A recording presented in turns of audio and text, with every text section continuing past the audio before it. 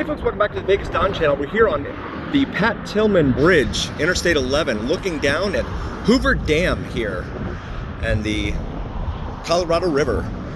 The dam was constructed to provide water to Arizona, California, and Nevada.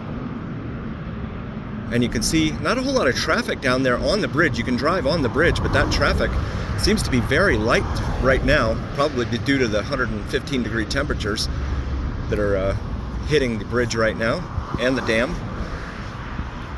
There is the Colorado River as it continues southbound, and Lake Mead just before the dam itself, or as Clark W. Griswold might say, the Dam. You can see the roadway here, carving out a path through the mountains as it heads up